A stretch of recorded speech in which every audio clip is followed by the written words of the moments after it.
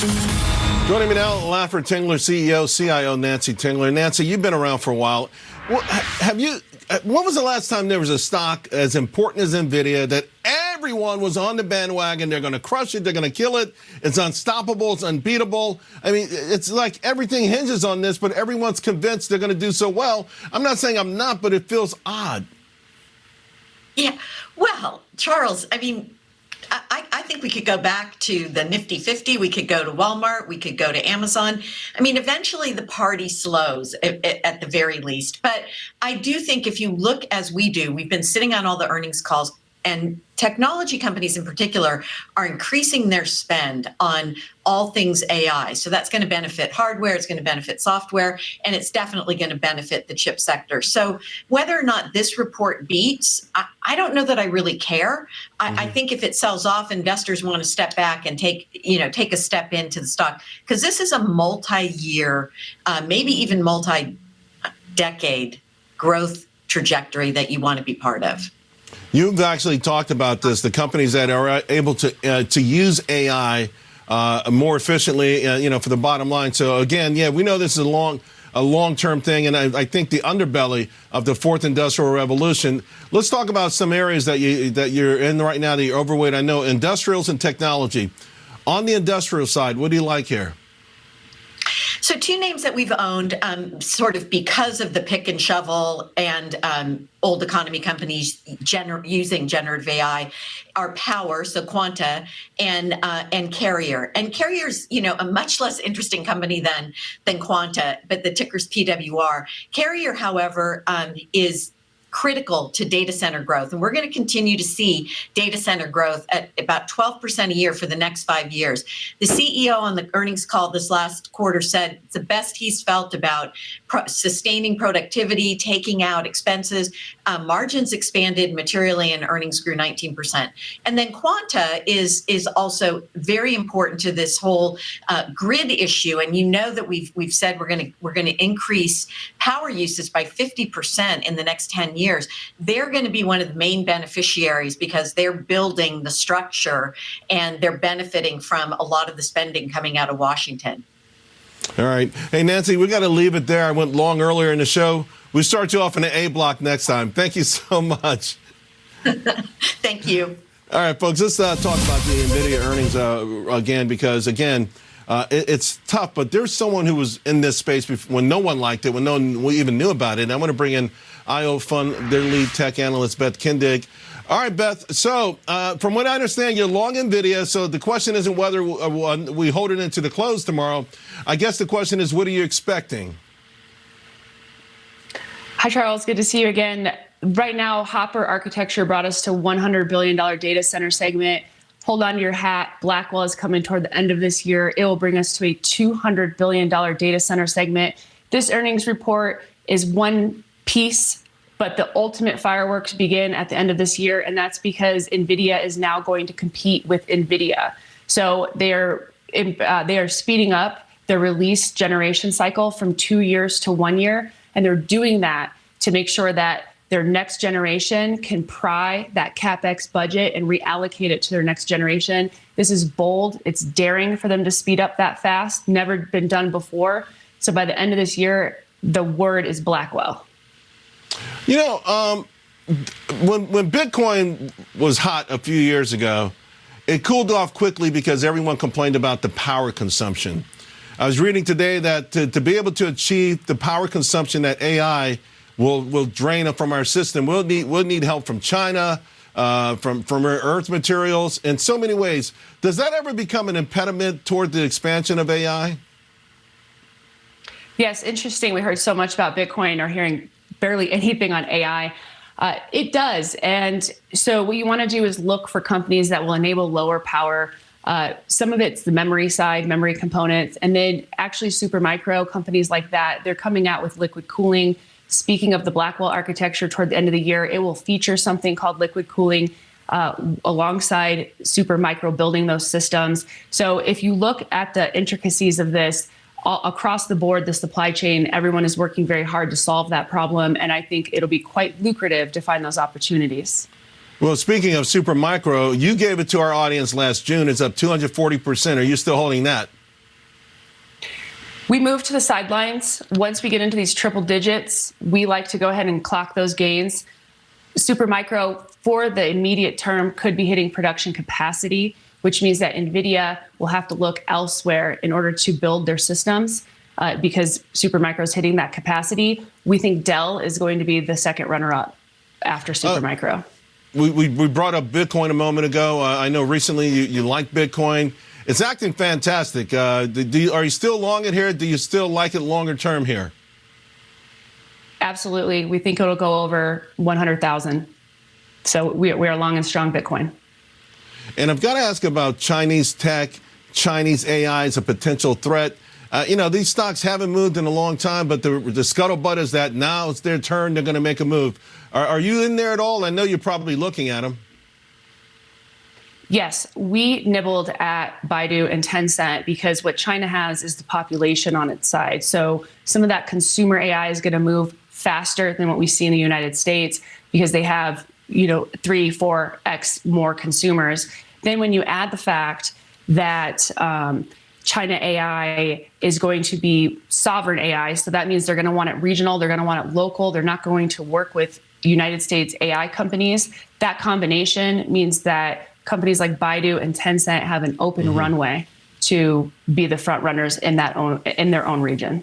All right. Well, everyone's going to be in pins and needles. Beth, you've been fantastic. Again, congratulations. You really were pounding the table on this when no one believed it. A few times they would have the hiccup. People ridiculed you and your work, but you are on top of the world right now, and anyone that followed you is as well. Also, Dell with a positive catalyst call, I believe, also at Barclays. Dell was down 4 yesterday, and the stock was basically in free fall just when it should be, when he was with Jensen. Michael Dell was with Jensen.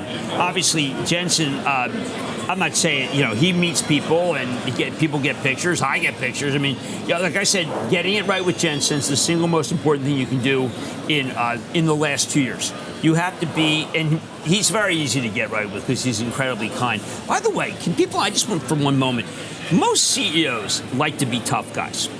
They just kind of gravitate to being tough. He is kind.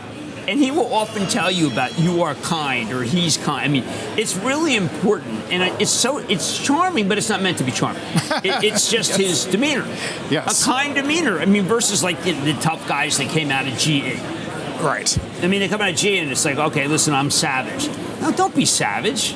Be kind. What's the matter with being kind? Your point about NVIDIA, Jim, as we wait for tomorrow, this FT piece, Amazon's cloud arm halting orders for the most advanced superchip to wait for a powerful new model as investors fret, the FT says, about a dip in demand in the product cycle. I'm not worried. Really? No, I'm not worried. This is history. Implied volatility on NVIDIA is like 8+%, okay, right? So let's talk about that, NVIDIA. If this company is really indeed set up for the quarter, then imagine how many times you would have sold it. I mean, you would have sold it right after coming into this year because you said it can't duplicate. You would have sold it going into last year's May because it can't duplicate. And I come back and I just say, why do we, we know that there's going to be a transition. I believe that this Amazon story, I think if we went into it and said, how halted are they? Well, they're number one.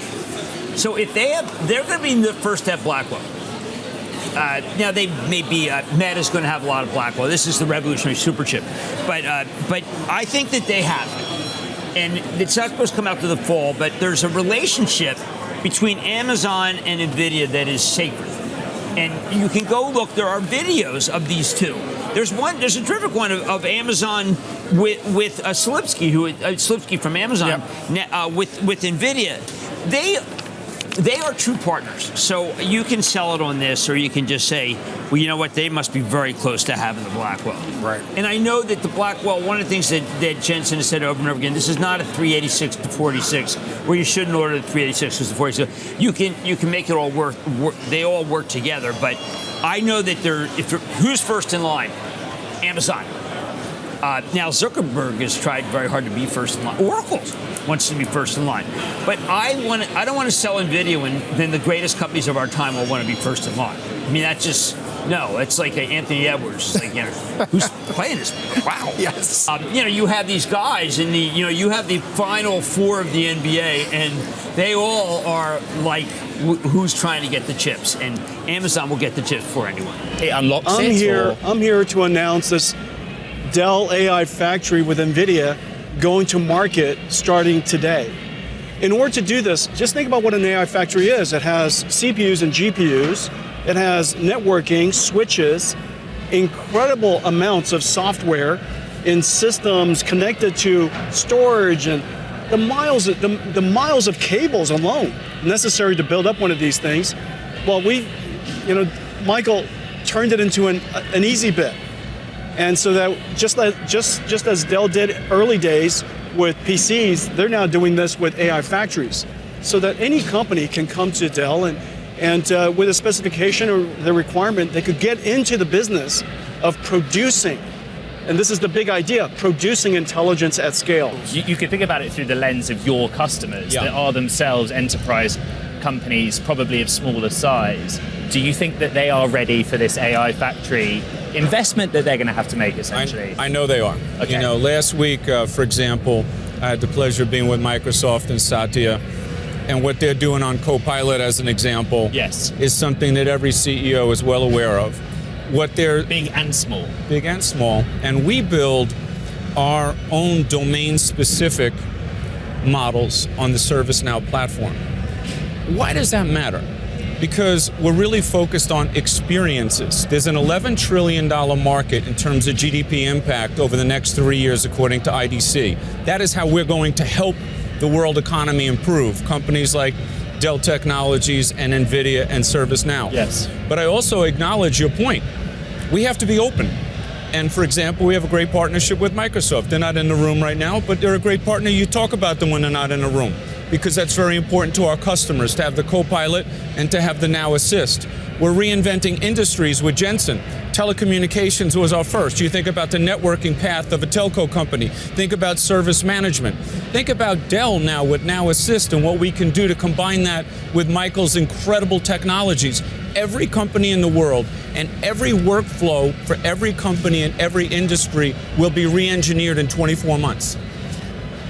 This is a tsunami, Ed. This is a tsunami of change. And only the smart ones are going to recognize I have to plant the flag now. Whether the story is complete or not is not the issue. The train has moved out.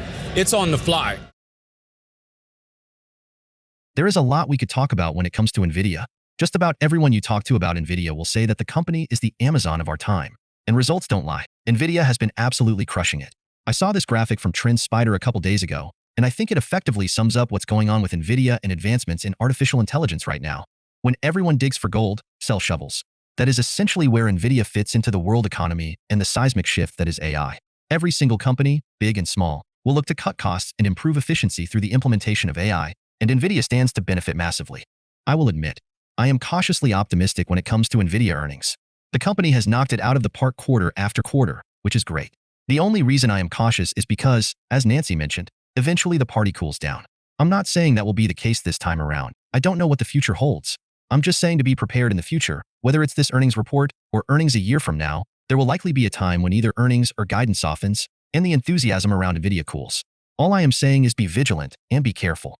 If you are considering holding NVIDIA through earnings, I think it is important to be clear as to whether this is a short-term trade or a long-term investment. As for me personally, I do not like to trade through earnings because we never know what the results or the guidance will be. There are just too many unknowns for me personally to hold a trade going into earnings for any company, not just NVIDIA. Now, if this is a long-term investment that I intend to hold for the next 10, 20, 30 plus years, then that is different. If that is the case, then I wouldn't even worry about the earnings release and I would just hold through earnings. That is, if I truly believe in the future of the company. Let me be clear, I am not a financial advisor and I am not telling you what to do. This is just how I would approach the situation. I do not like to hold a trade through earnings, but I will hold a long-term investment through earnings if I believe in the future of the company. Then, after earnings are released, I can evaluate the results, evaluate the company's forward-looking guidance, and if the company is still making great progress forward and I intend to hold for many years, then I have no reason to sell. It's that simple. Remember, NVIDIA reports earnings May 22, 2024 after market close. I'm curious to know your thoughts on NVIDIA and the upcoming earnings release. Please leave a like on this video so more people will see it. And while you're down there, please consider subscribing. It's free, and you can always change your mind. Thanks for watching, and hopefully I'll see you in the next video.